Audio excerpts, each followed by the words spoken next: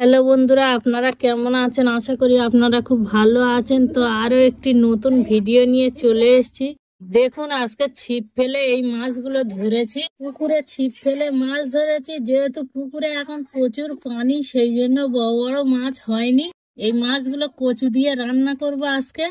দেখুন, এখানে 3টে পাঁচ ট্যাংরা মাছ আর একটা জাপানি পুঁটি মাছ আর একটা রূপচাঁদা মাছ। দেখুন, মাছগুলো কাটা হয়ে গেছে। দেখুন, মাছগুলো নুন হলুদ মাখিয়ে নিয়েছি। আর এদিকে দেখুন, কড়া বসিয়ে দিয়েছি। তো কড়াতে মাছ দিয়ে দিয়েছি। দেখুন, একটু লাল হয়ে গেলে আবার উল্টো দেবো। মাছটা একবারে লাল হয়ে গিয়েছে, তো উল্টে দেবো মাছগুলো একটা একটা করে সবগুলো।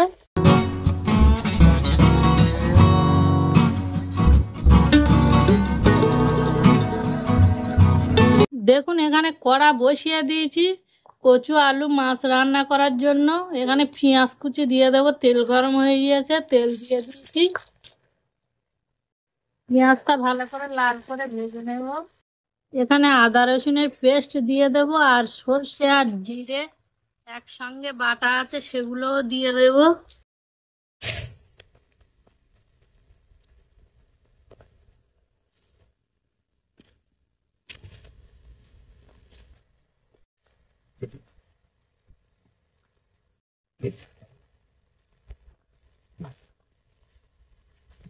ভালো করে মশলাগুলো কষিয়ে নেব।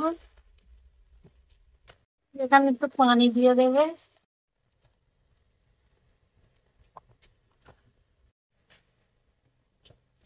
এখানে হলুদ গুঁড়ো দিয়ে দিয়েছি আর লাল মরিচের গুঁড়ো দিয়ে দিয়েছি 3 চামচ করে। যেহেতু অনেকগুলো রান্না,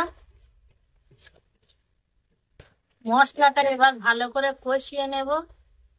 আর একটু পানি দিয়ে দেব, দিয়ে ভালো করে কষিয়ে নেব।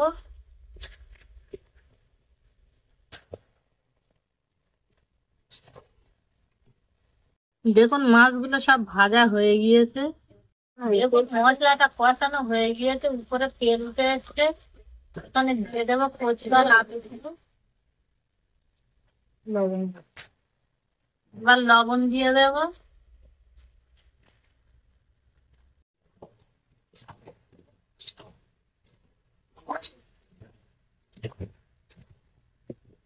এইবার ভালো করে আলু আর নাড়িয়ে নাড়িয়ে কষিয়ে নেবো ভালো করে।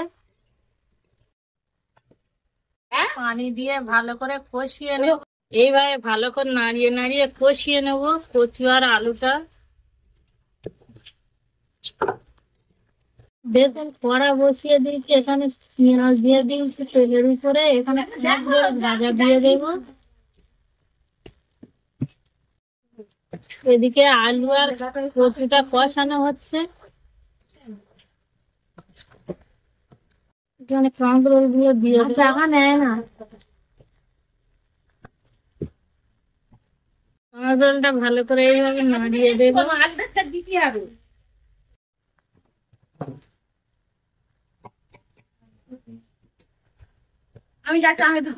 এখানে আলু আর কচুটা সিদ্ধ হওয়ার মতো কিছু পানি দিয়ে দেবো।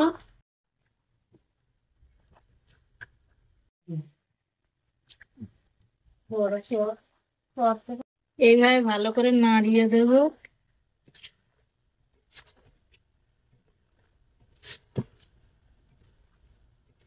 পানিটা শুকিয়ে গেলে আপনাদেরকে দেখাচ্ছি। আর এদিকে দেখুন, কাঁকরোল ভাজাটা এইভাবে নাড়িয়ে লবণ দিয়ে দেবো। ভালো করে এইভাবে নাড়িয়ে দেবো। হ্যাঁ, ঢাকনা দিয়ে চাপা দিয়ে দেবো।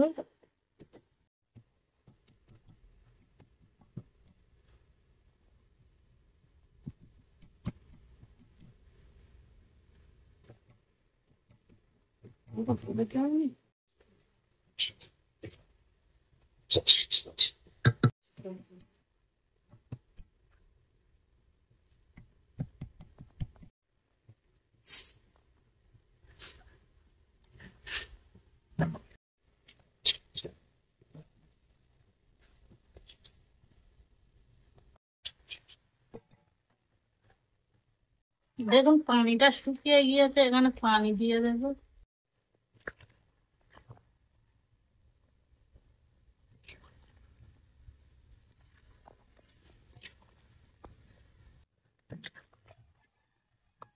এখানে মাছগুলো দিয়ে দেবো।